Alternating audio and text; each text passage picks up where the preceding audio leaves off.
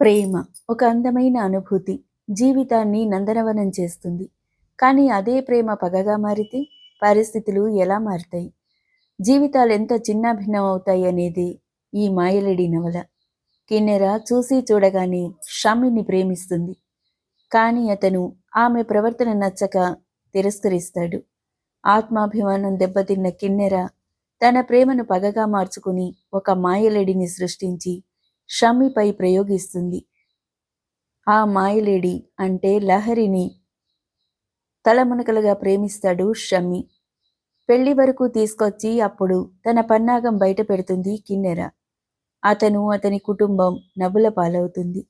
ఈ పరిస్థితులను అతను ఎలా ఎదుర్కొంటాడు?